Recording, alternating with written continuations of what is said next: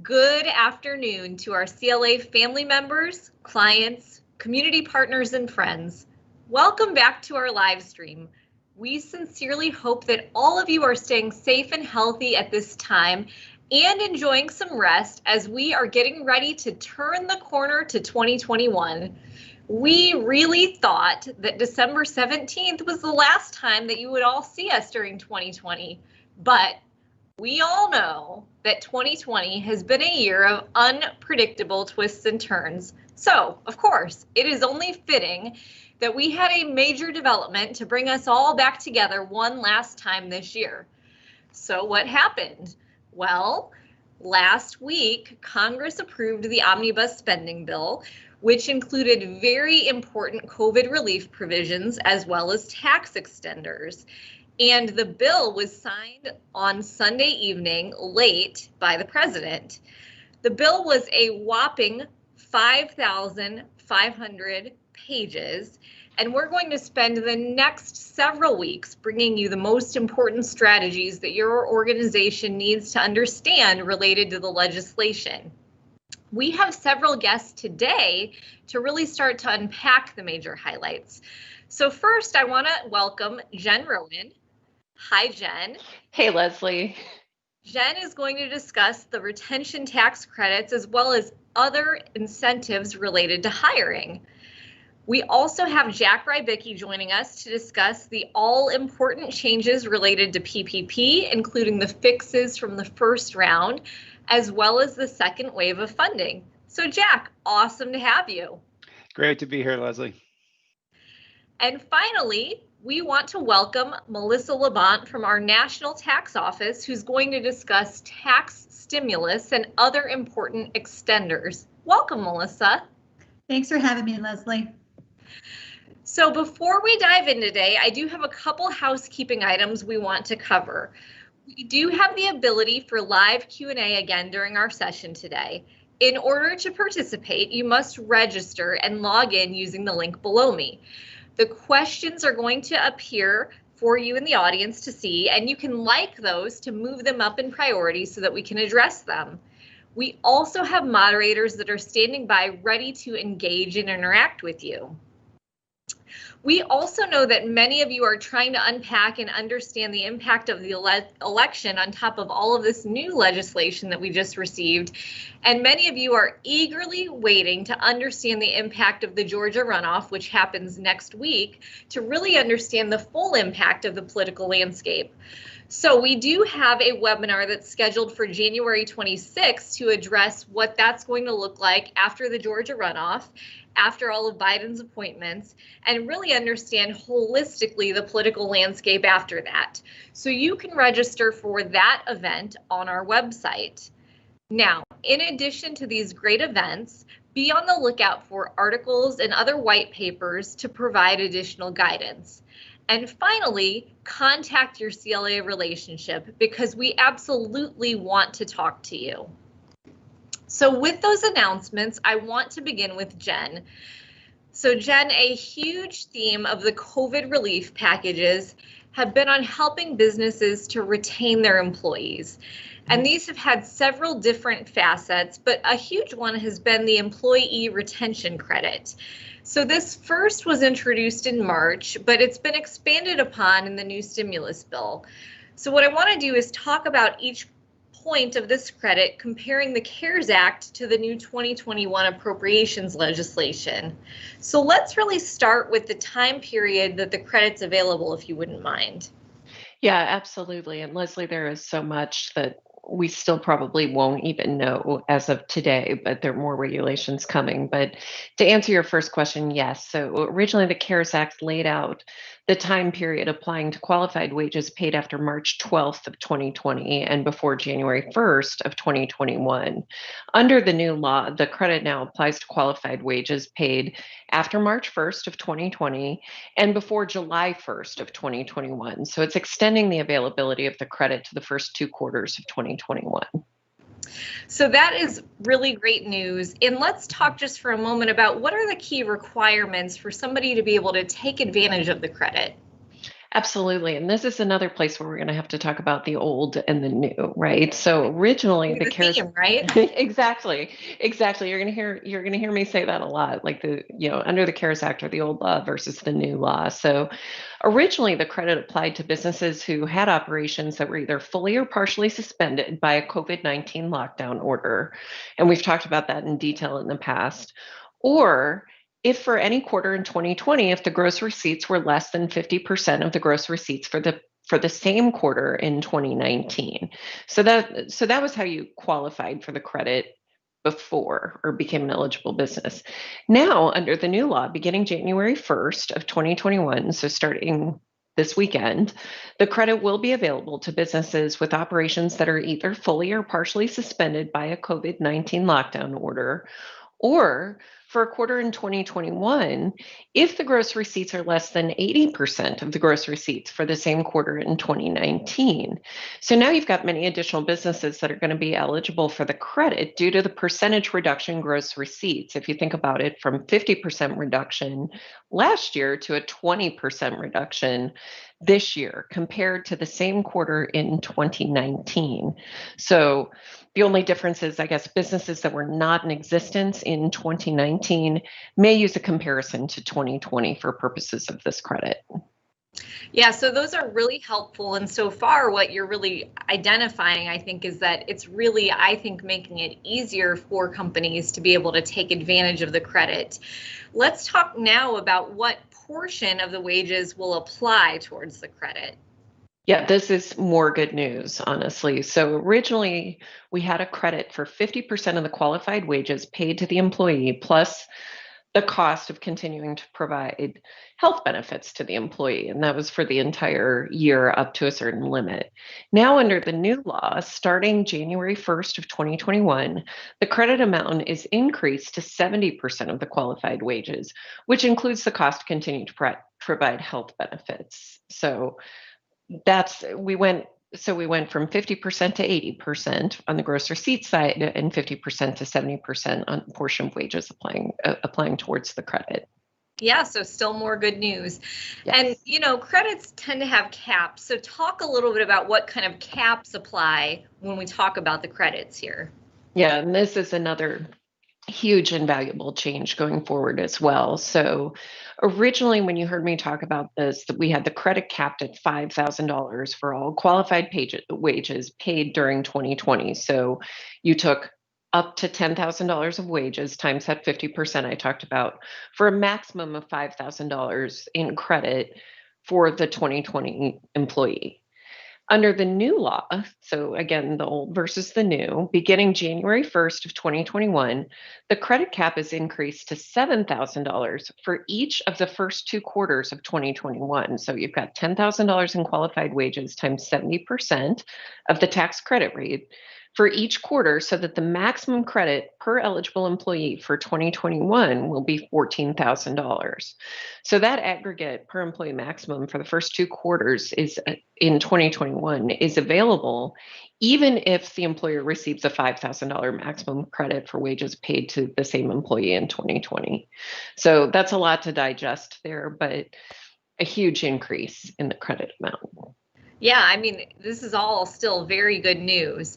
Mm-hmm. So as we think about that, there tends to be rules as well, and there were with the CARES Act about what employers qualified for that and whether those employees were working versus staying at home and you were still paying them. That still has some rules in the 2021 Act. Can you go through those rules now and compare those to the CARES Act? Yes, absolutely. So in the CARES Act, originally, the credit operated in a way that for a company with more than 100 employees, there was no credit available for the wages paid to an employee who was performing services for the employer. So if they were teleworking or working partially at the workplace, even at a reduced capacity, due to the reduction in business, we couldn't take the credit. But a company with fewer than 100 employees was eligible for the credit, even when the employee was working. Now, under the new law, the threshold is changed. So beginning January 1st, 2021, the threshold will be raised to 500 employees, so that for the first 2 quarters of 2021, a company with 500 or fewer employees is going to be eligible for the credit, even if the employees are working. So in calculating, as always, when we look at the 500 employee threshold, we have to look at the aggregate. So if we have a consolidated group, those affiliated company rules sharing more than 50% common ownership are still going to apply. Yeah, and so I think it can get tricky there, particularly if we've got a private equity or we've got somebody who owns a lot of businesses, and we may have to be careful, but certainly that's where they can consult with us and we can help them walk through that. So let's now talk about, I think, an area that's exciting, it's interesting, complicated, but how does it interplay with the PPP? Absolutely. This is my favorite. I don't know if Jack has something to do with that too, but or if this piece, because it's retroactive, is also important too. But it is very exciting, right? Because under the original law, a company that received a PPP loan was ineligible to claim the employee retention credit, right? So remember, we had a lot of people who asked us questions about it, and they were like, the answer was, don't even worry about it because you've already applied for and received the PPP funding. The disallowance rule extended to all the affiliated companies that we just talked about that shared common ownership, so that if one company received the loan, any other company with more than 50% common ownership was going to be ineligible to claim the credit. Well, now under the new law, a company that received or receives a PPP loan is no longer prohibited from claiming the credit. So that said, the credit may still not be claimed for wages that are paid with the proceeds of a PPP loan that have been forgiven. So we don't want to have double dipping on the benefit. But the change that allows for the claiming of the credit, even if you have a PPP loan, is retroactive to the effective date under the original law for wages paid after March 12th of 2020.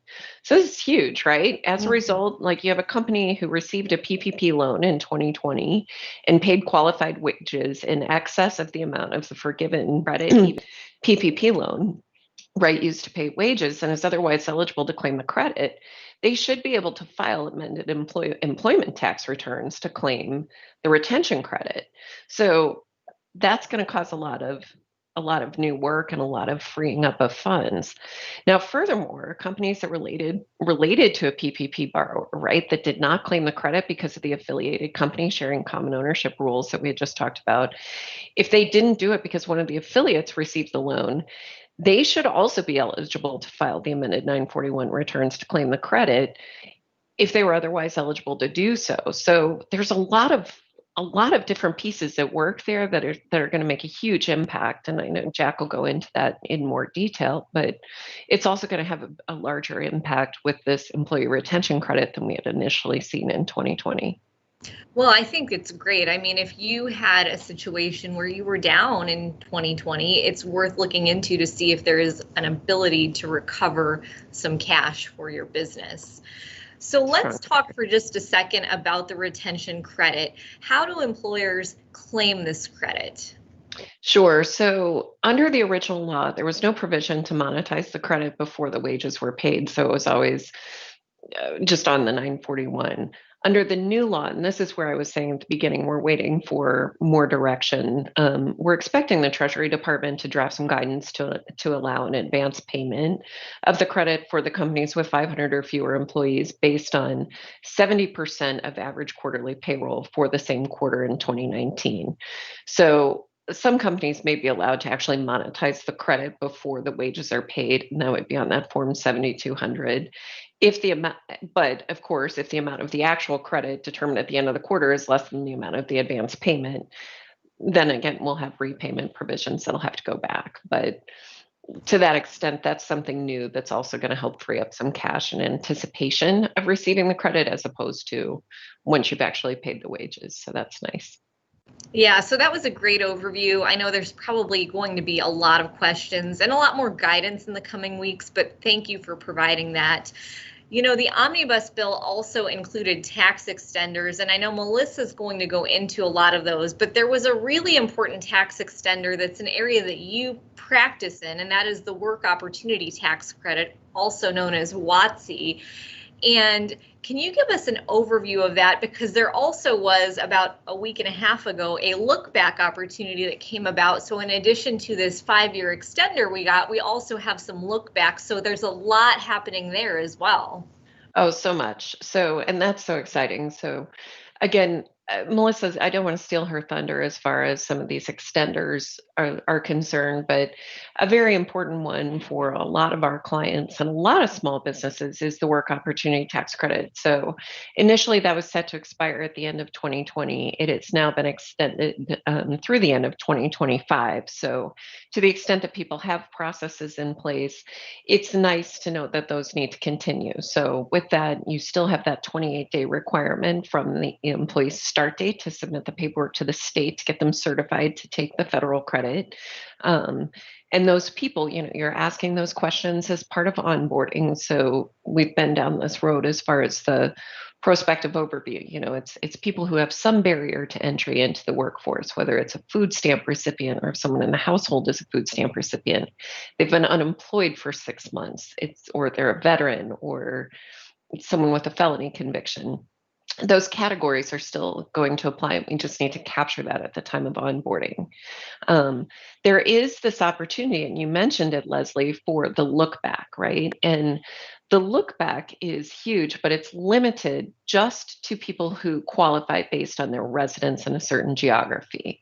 So, and I want to clarify that because we talked about it on the last live stream and really generated a lot of opportunity for our clients to take a look back to January 1st of 2018, evaluate all of their employees to determine if they reside in a federal empowerment zone or a rural renewal community, and if they're between the ages of 18 and 40, so essentially under 39 when they start working, they could give rise, each one, to a $2,400 credit. And that's huge, right? Especially if you've had a lot of hiring in these areas. Something very much to keep in mind, but it's truly just limited to that category and this qualified summer youth that I'm not going to take time on just given our limitations today, but that is the category. And the key thing that I'd like to encourage everyone to do is reach out to your advisor, because all of that paperwork must be submitted by January 28th of 2021 in order to take advantage of that look back. So please, please, please keep that in mind. Contact your advisor and we'll be happy to work with you on that. But very, very exciting stuff in the world of tax extenders and the retention credit and the omnibus bill.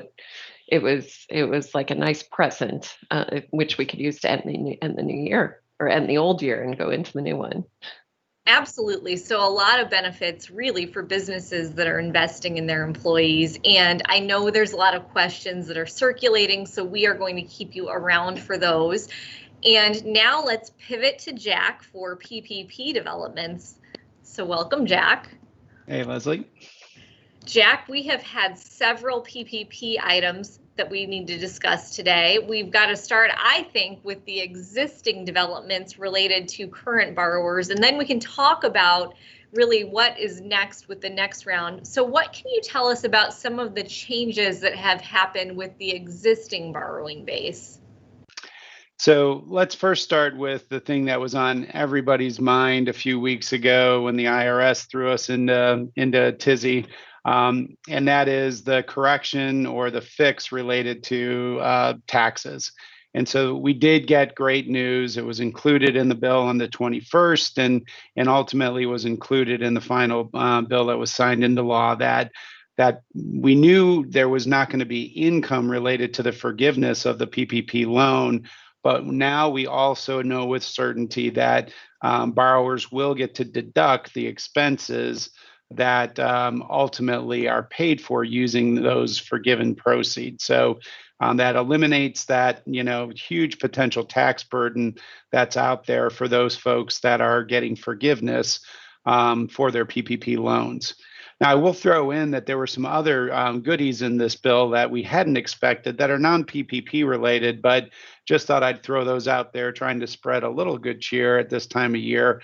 If you were the beneficiary of some of the other CARES Act provisions related to emergency financial aid grants around, student loans, or emergency EIDL grants and advances, and the SBA subsidies for loan payments, where the SBA stepped in and paid your loans for 6 months, all of those are also not going to be included in taxable income this year. So we hadn't even really heard discussions around those, but great news for everybody that benefited by those programs in the CARES Act.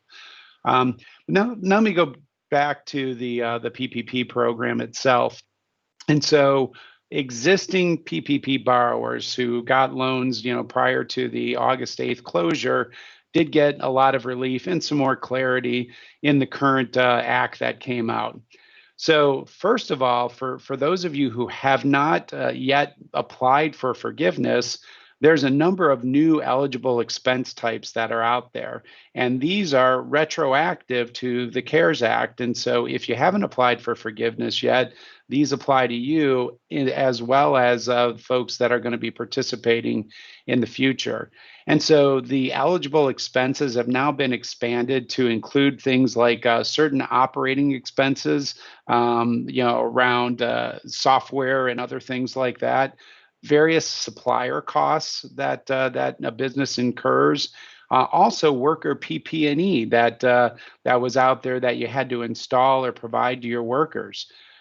So all of those are now part of eligible expenses, as well as anybody that was out of pocket as a result of the civil unrest there was and damage that was caused that was not covered by insurance proceeds. So all of those things can now be included in your eligible expenses that are subject to forgiveness. Now, all of those are in the non-payroll bucket, so they are still subject to the 40% cap that's out there on the forgiveness side. But if you were having trouble using all your proceeds with the more traditional eligible expenses, there are a few additional ones that are there related to the original loan, and those will be there to benefit you in the future. We also had a lot of confusion related to the covered period. Was it 8 weeks? Was it 24 weeks? Well, I can use something in between, but it's still a 24-week period. Well, we have clarity on that now too, and the new rules that are out there actually clarify a borrower's ability to choose a covered period between 8 and 24 weeks. And so if you want to apply for forgiveness now, and let's say after 12 weeks, you've fully utilized everything, and that's the data set that you want to use for your eligible expenses, you can now choose to have a 12-week covered period for forgiveness purposes. So very helpful, and gives us some clarity in terms of the calculations around wage reductions and FTEs that are out there. We also did get some good news around a streamlined process for loans under 150,000. It wasn't that blanket forgiveness that we expected or hoped to see early on in the process, but as we expected, there is going to be a streamlined approach related to forgiveness now for loans under 150,000. And reading through that, it looks like very, very similar in nature to the forgiveness process for those loans that were on the form 3508S, the loans under 50,000. So it does look like it definitely is a very streamlined process now for those loans under 150 that we had hoped for. Now, we also got some clarification on the definition of seasonal employers, because there was a very ambiguous out there. And we also learned about healthcare benefits. So originally those were health benefits, and there was a lot of confusion around what that included. We took a fairly conservative view on that and had said health benefits, which would also include dental and vision. But the new rules that came out include now group life and disability. So we do have a full definition of what health benefits are, which is now healthcare insurance, dental and vision, as well as group life and disability. And one small but nice surprise was also the EIDL advanced deduction and the repeal of that. So for those of you who had gone through the approval process for forgiveness already, if you had received that $10,000 or up to $10,000 EIDL emergency grant, you noticed that part wasn't forgiven. Well, Congress did take action here to say that wasn't our intention, that if you got that emergency grant, it was supposed to be a grant and it should not have affected your PPP forgiveness. And as a result of that, future loan forgiveness applications will not have that amount deducted. Now, we've already had some people say, well, I've already applied for forgiveness and been granted forgiveness. I have 10,000 left on my balance. We don't know how that's going to be applied yet, but that provision was retroactive to the beginning of the CARES Act. So we suspect that what will happen is that loan forgiveness will get adjusted ultimately, and even that final $10,000 will get funded by the SBA, and that will not be a repayment obligation, even if you've gone through the forgiveness process. So a lot happening for existing PPP borrowers. Absolutely, and really some fantastic benefits for those borrowers. But there's more, right? So there was a second round that was also allocated in this legislation. So talk to us about who's eligible in this new round. Yeah, so we've got another $285 billion that's been allocated roughly for the next round of PPP. And the good thing is this has got a little bit for everybody, right? So there's 50 billion of that 285 is roughly set aside for new borrowers. So for those folks who never participated in the PPP program before, and those are for smaller borrowers, so kind of 10 employees or less.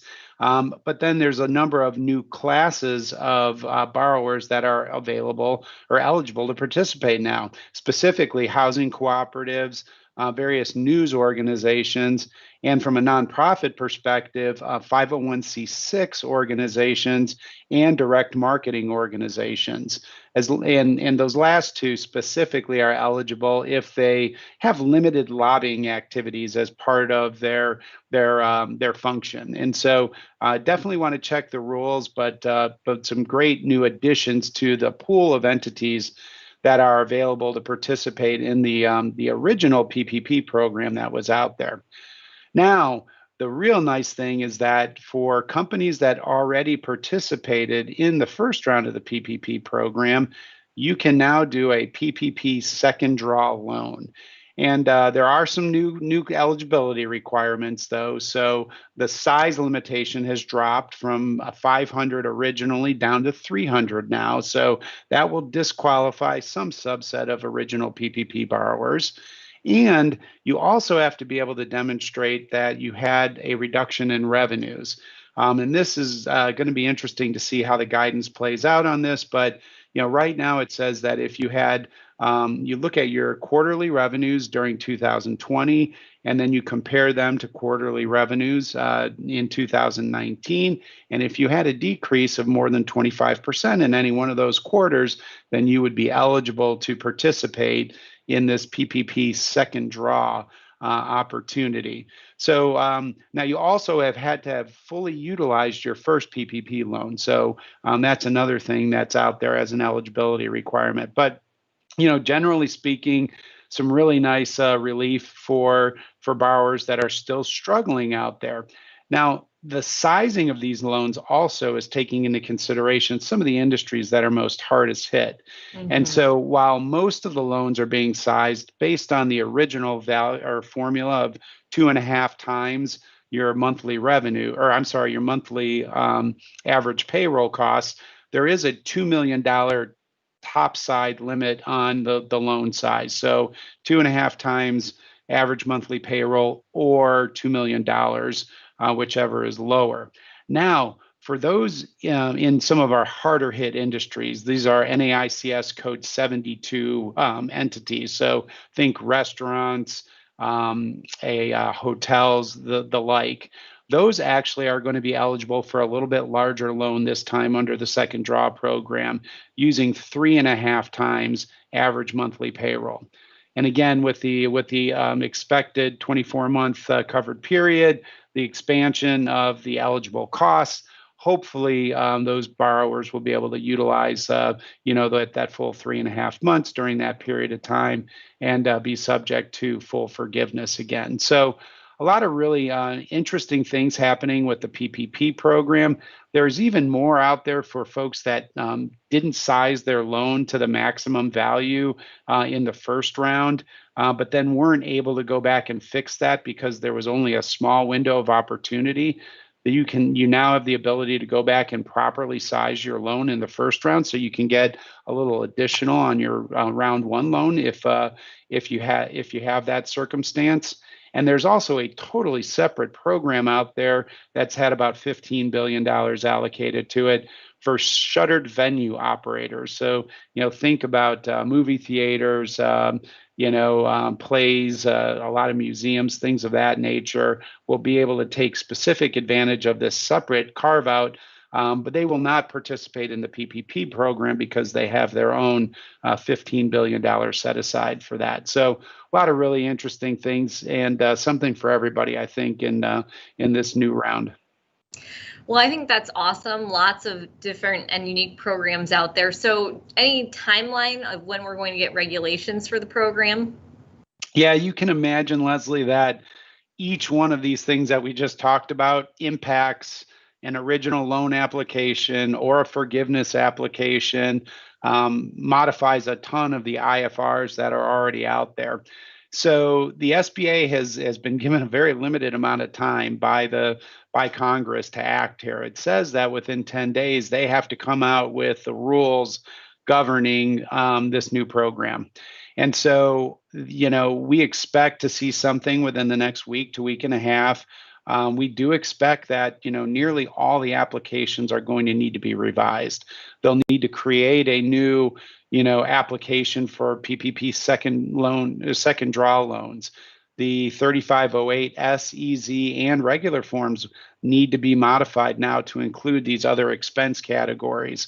So there's going to be a lot of new information coming out, as well as now likely a number of interim final rules that will codify the way the SBA is going to interpret all of the guidance that's out there in this part of the new act. So, look for more guidance to come from CLA. We'll be obviously talking about this for weeks and likely months to come now as we get more interpretations out there.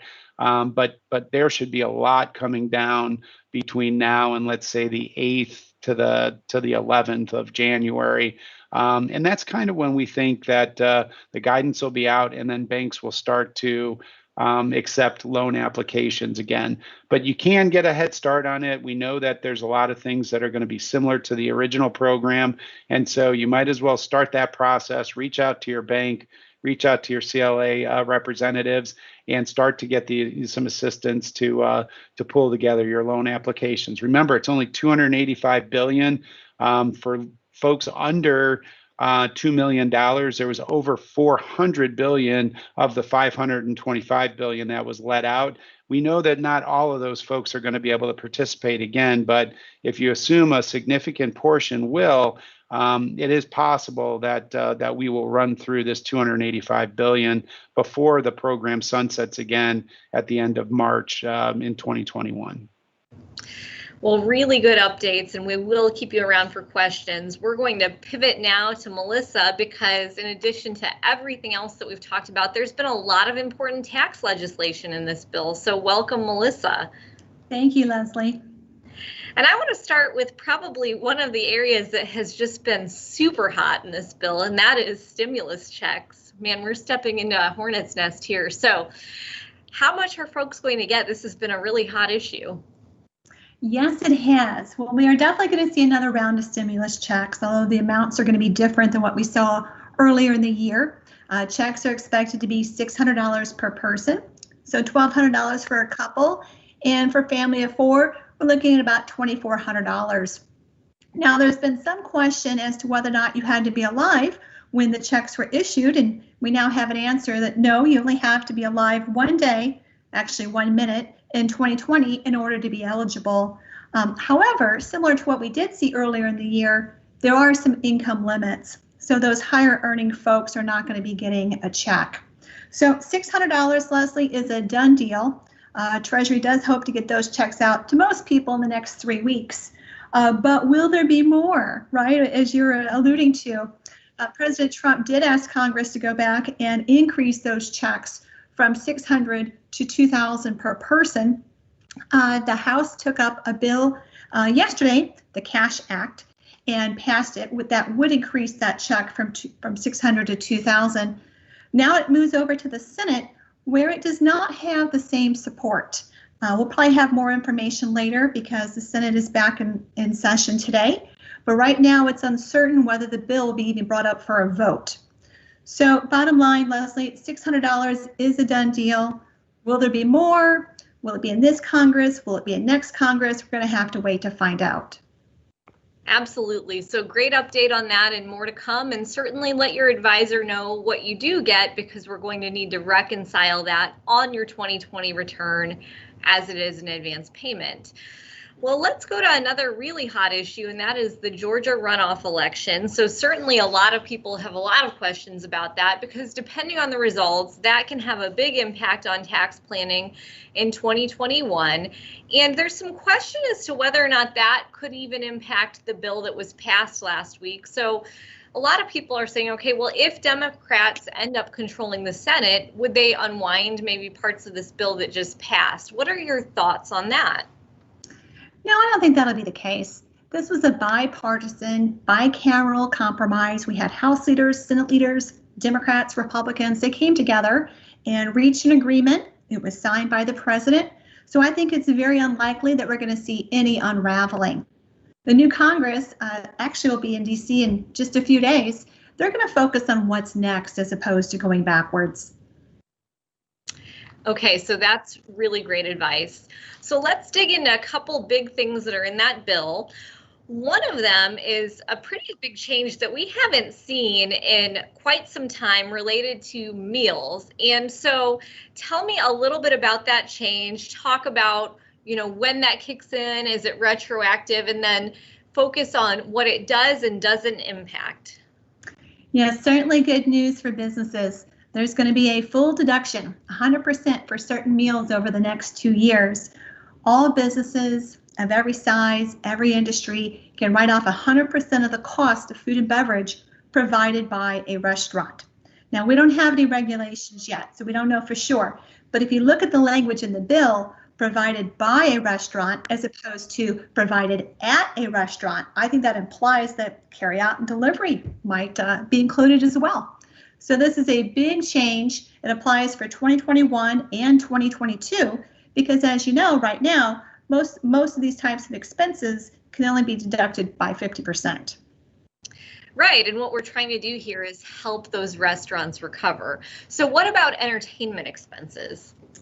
Unfortunately, there were no provisions at all regarding entertainment expenses in this year-end package. So those costs are going to continue to be non-deductible for the next few years and until Congress decides otherwise. Yep, so certainly tracking those separately, just as we have been before, due to those limits, is going to be really important. Okay, so clients have been talking about, employees as their most valuable asset.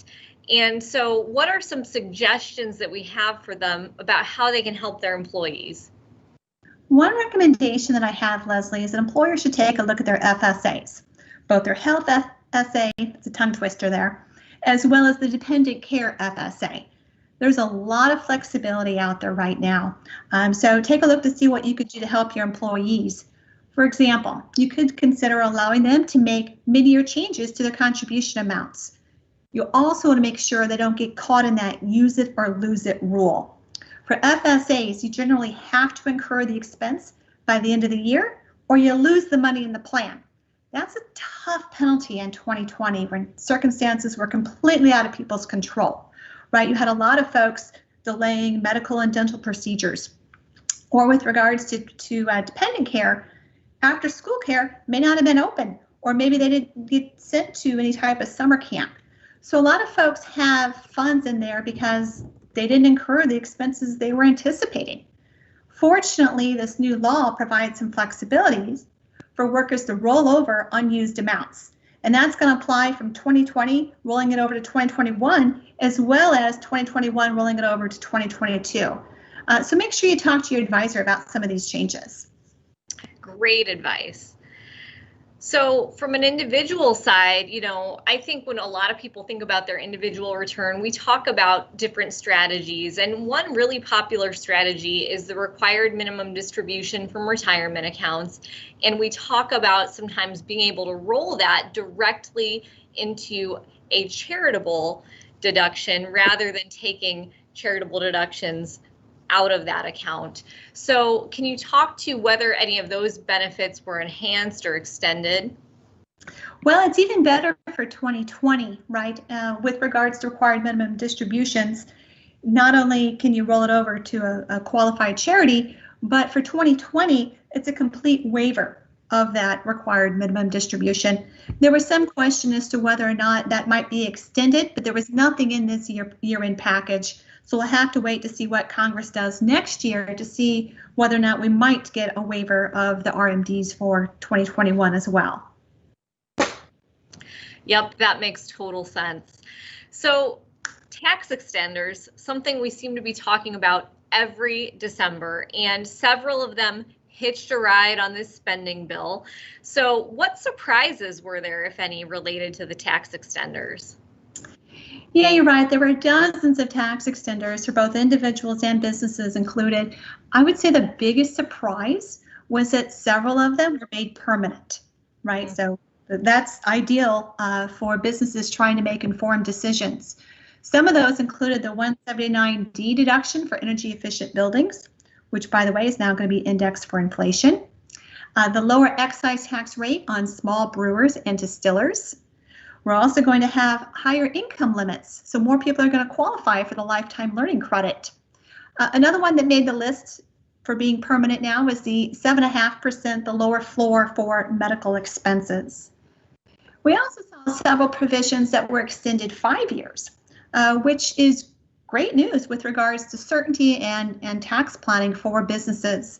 But what this does mean, Leslie, is that they're going to be set to expire in 2025. And that's the same time we have a lot of provisions from the Tax Cuts and Jobs Act expiring at the same time. So in essence, Congress has created its own tax cliff, have you? So we'll have to stay tuned to see what happens. Well, that'll certainly be an exciting time. So we've talked a lot about what's in the bill, but I think it's important also to highlight what didn't make the bill. What would you like to let people know about? Well, two major issues that were discussed, debated for months that ultimately were not included in the year-end package. First, more money for state and local governments, which is a priority for many Democrats concerned about the significant budget shortfalls at the state level. And two, liability protections for employers, schools, and churches, which is a priority for many Republicans concerned about getting the economy back to normal. At the end of the day, they were not able to get an agreement on these two items yet. They're not going to go away. Expect discussions up on the Hill for these two items up until they get resolved. And I'm going to throw in a few other items too. I think Congress is going to be focusing on more funding for vaccinations, targeted help for certain industries such as restaurants and even renters. And as we talked about earlier, perhaps another round of stimulus checks. So even though there was a lot of legislative activity in 2020, I think it's going to continue well into 2021. Awesome. Well, I really want to thank everybody. We have run a little bit over, but it has been fantastic information. Unfortunately, that is all the time we have for today. I want to thank our speakers. I want to thank our moderators who have been live with us. And I want to thank our audience for their engagement and their questions. Please continue to register and engage with us. We absolutely love having you be part of the conversation with us. We are going to be taking a break Thursday for the holiday, but we will be back with you January 7th to continue to discuss all of this. We hope you have a wonderful holiday, and we will see everyone in the new year. Thank you. Happy New Year. Thank you. Happy New Year.